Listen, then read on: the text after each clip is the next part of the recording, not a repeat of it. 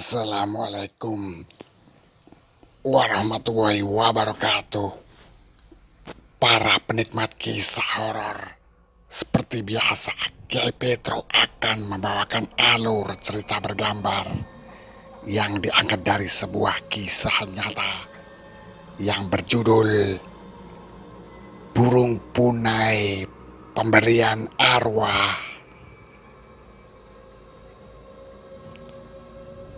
Mak Piah, begitulah orang-orang kampung menyebut namanya.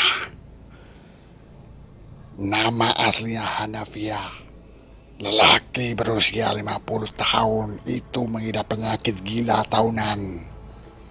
Tiap giliran itu tiba, dia pasti akan kehilangan kesadaran.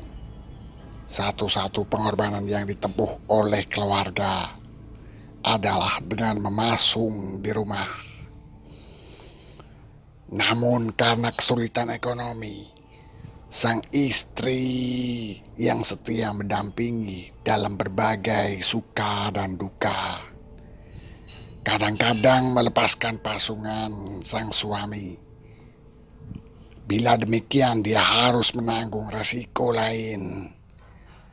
Acap sang suami mengejarnya dengan parang tajam, merusak perabotan rumah dan lainnya.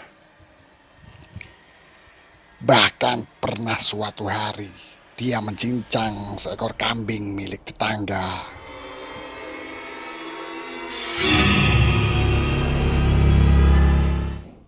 Mak Piah bila sudah gila, maka akan berubah menjadi teror. Hingga akhirnya warga sepakat, bila Mak Piah kembali dilepas, maka sang istri yang harus menanggung akibatnya. Sang istri yang bernama Dar kalah dan menyadari bahaya bila sang suami bebas berkeliaran.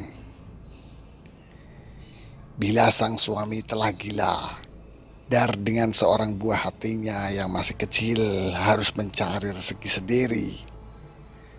Pernah suatu ketika sang buah hati sangat ingin menikmati gulai ikan. Karena Dar tidak punya uang, dia kemudian turun ke alur-alur kecil di dekat rumah untuk menjaring ikan. Lalu ikan itu berhasil masuk ke dalam jaringnya.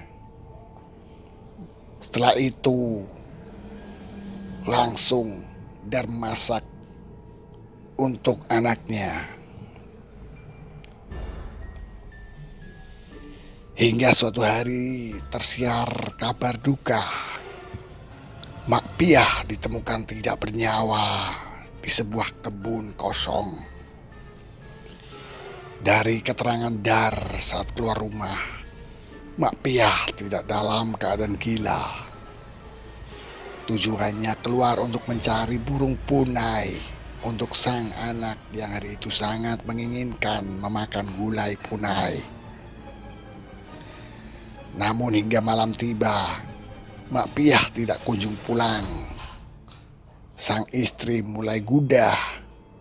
Mulutnya mulai merepet-repet kepada sang anak. Jelang tengah malam, Mak Piah pulang. Dia membawa 3 ekor punai besar. Sang anak begitu gembira, dan Dar segera masaknya.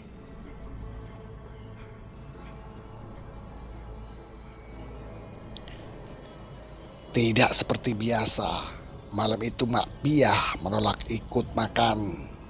Dia hanya duduk di sudut gubuk mereka sambil melihat sang anak yang sangat lahap. Sesekali dia tersenyum. Ketika urusan makan itu selesai, Mak Piah pamit. Dia beralasan hendak melihat jaring yang dipasang di pinggir sungai.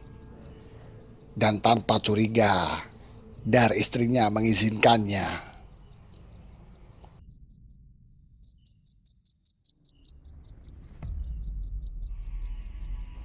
ketika dokter mengatakan bahwa Mak Piah sudah meninggal dunia 2 hari yang lalu.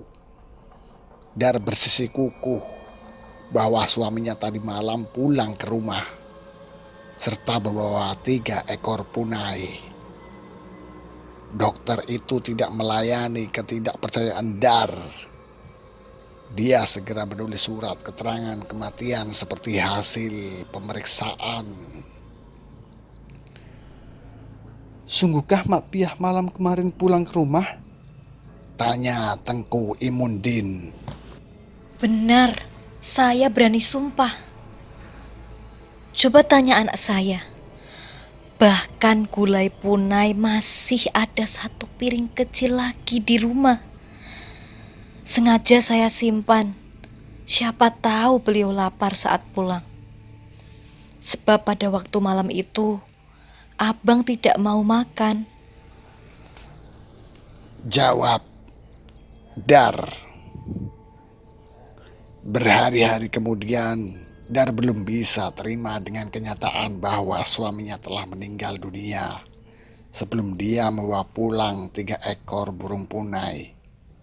Hingga pada suatu malam menjelang subuh, dia menemukan suaminya sedang duduk di balai-balai depan rumah. Pertemuan itu hanya sekejap, namun kalimat itu sungguh membekas.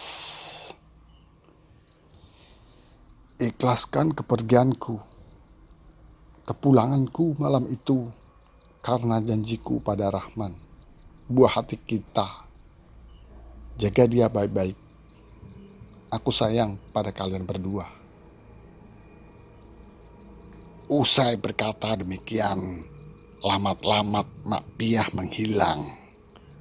Namun tak seorang pun bisa memecahkan misteri siapa pembunuh Mak Piah. Karena di sekujur tubuhnya ditemukan bekas luka, pukulan benda tumpul. Itulah tadi sepenggal kisah dari Mak Piah dan keluarganya. Cobalah sahabat renungkan sejenak dan berpikir. Setelah itu, ambil hikmah di balik cerita ini. Wassalamualaikum warahmatullahi wabarakatuh.